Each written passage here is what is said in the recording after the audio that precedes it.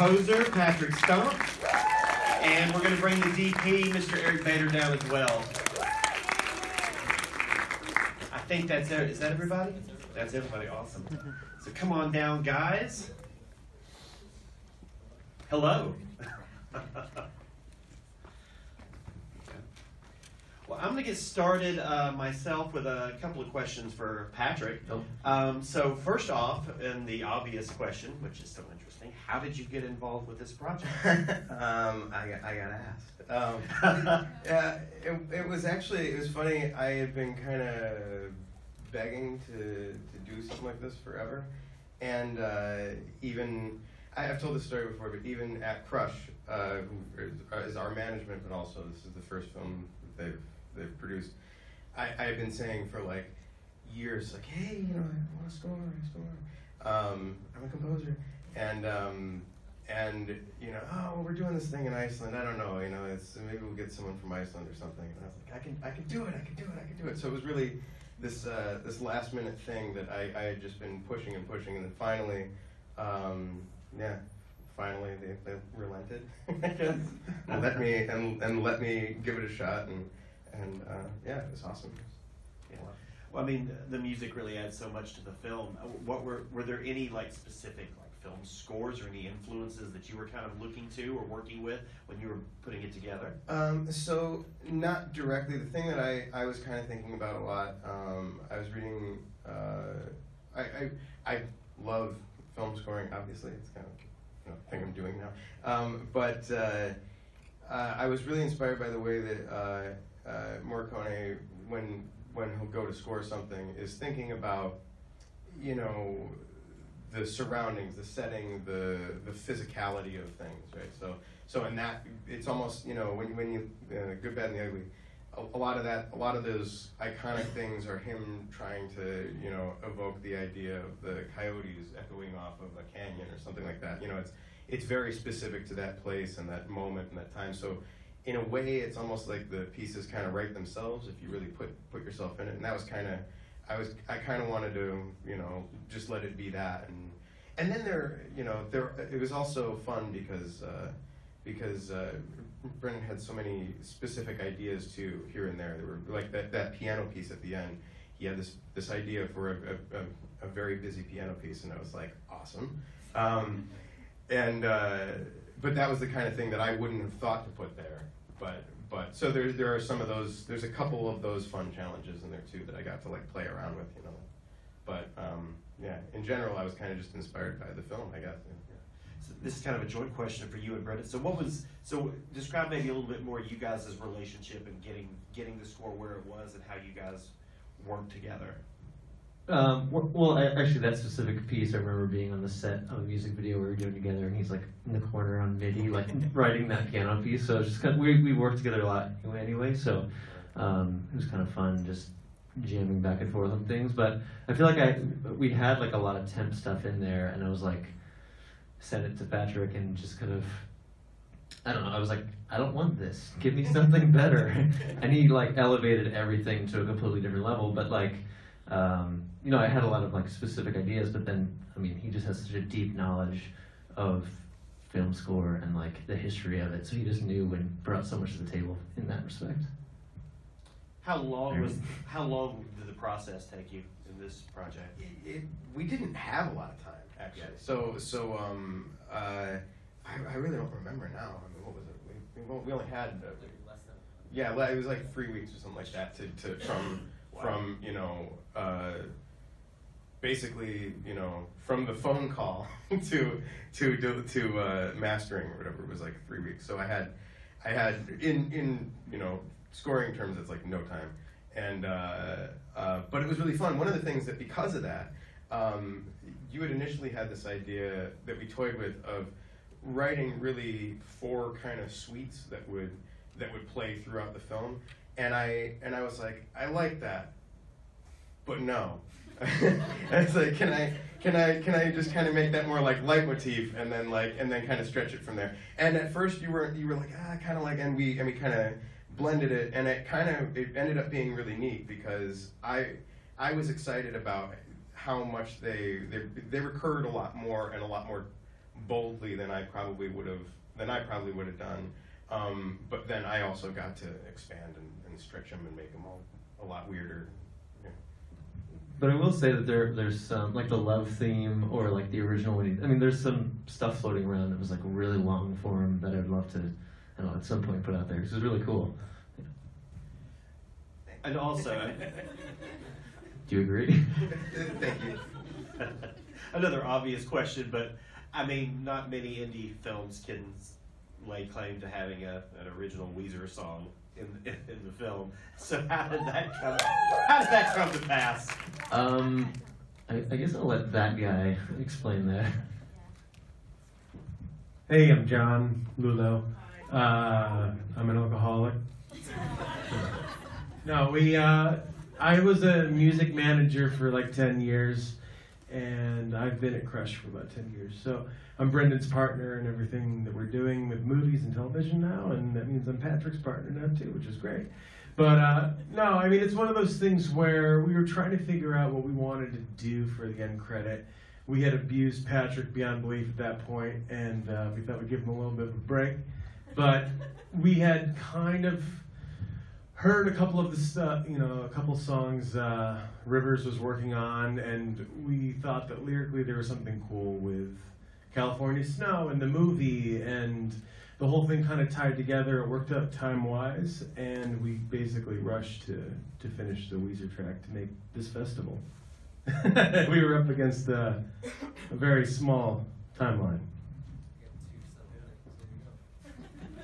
If you notice, he's wearing a Weezer pin in the movie, and Rivers from Weezer did the voiceover of the Doctor as well. And he's on that beautiful billboard on the east side. You got that right.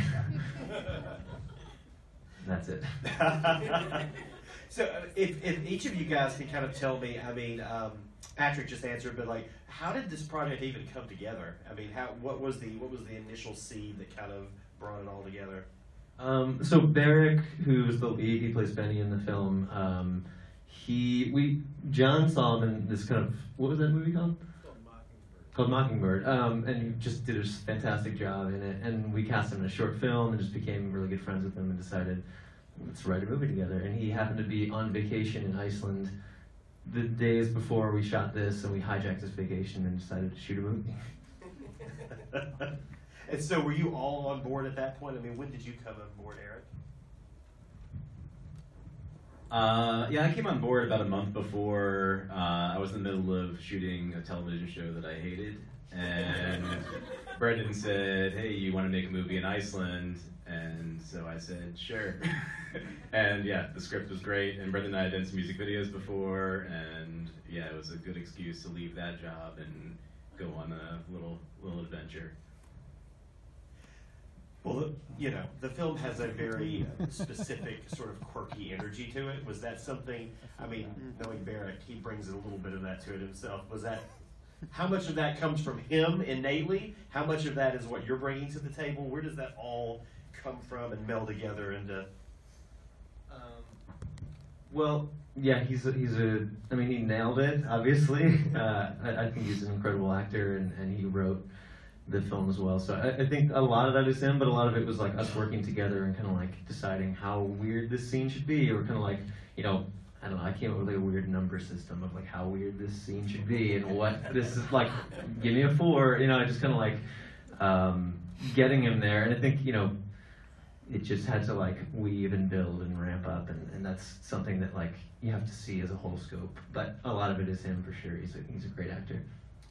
Well, you also shot in Iceland, which is gorgeous, and you don't see that a lot these days. What were some of the challenges of shooting in Iceland, and maybe some of the well, let's just stick with the challenges right now. Everything is really expensive because there's only one rental house, and so when there's no competition, they can price things however they want.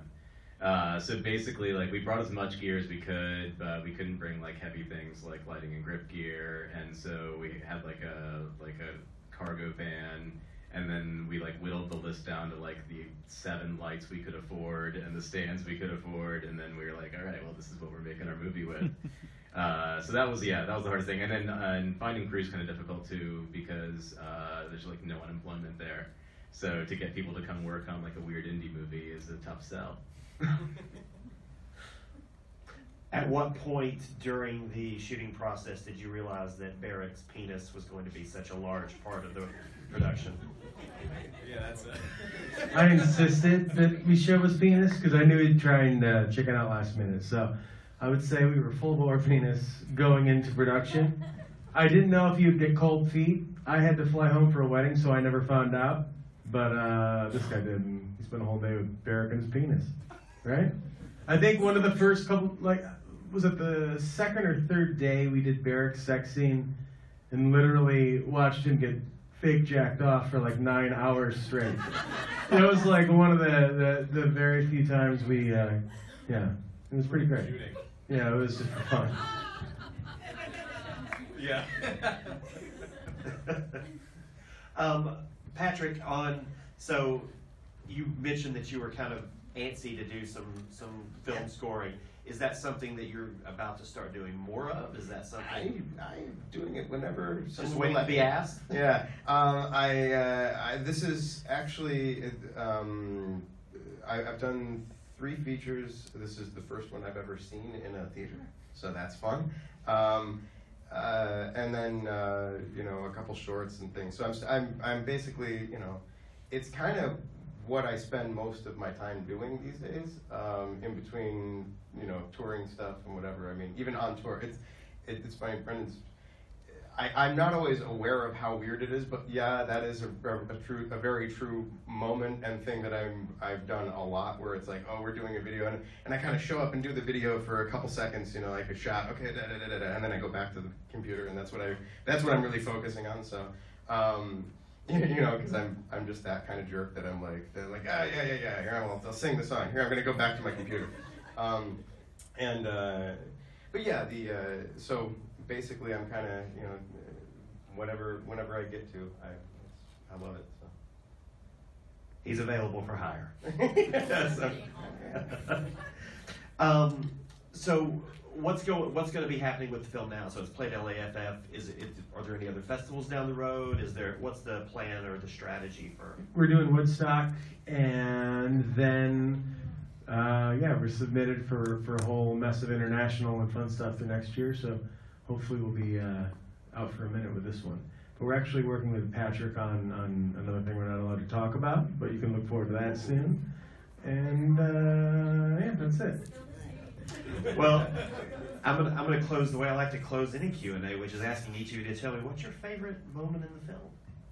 Personal favorite moment. My absolute favorite moment is the balls monologue, and I've been saying this. I believe there was a couple things that we had to cut because we didn't have the budget or time, or there was a whole scene where these sheep were supposed to stop us in the middle of the road, and it was going to be like 3 G's for the sheep. It was too much. So anyways, I want to say we were like, okay, Barrick, let's write a scene right here where you talk about how you met Jess, but kind of start it in one way and end it in another. And didn't he improvise the whole thing a couple times? He wrote it in the car alone. Yeah, it was super quick, but I was just like, man, that is funny to me, And I still feel that way. But Eric, how about you? No one else. Basically everything in the pit. Yeah, the pit's great. It was terrible to shoot in. It was just like your feet sank into volcanic dust, and everyone's like boogers were black for days. But that scene's great, and Barrick was amazing, and we blasted through his rock licking in I think 5 minutes before we had to go to lunch. So licked a lot of rocks in a little amount of time. I guess mine would be the moment where he decides which way he's going to go. They're both north or whatever, and he flips the coin and then ignores the coin. There's something about that when I think of the film, that's the first thing I think of. So. And that's my favorite part of your score as well. For me, it's the final scene. I mean, it was just such an intense scene to shoot, and he actually walked into that waterfall. I mean, he wrote it, so he had no excuse. We're just like, you wrote it, buddy, go ahead. But it was just, I don't know, just so epic and beautiful, and it was in the middle of the night, and it just looked so cool, and it was really fun to do. Awesome. Well, thank you guys. Let's give it up for the guys from Spell. Thank you guys for coming out, and everybody drive home safely. Thanks.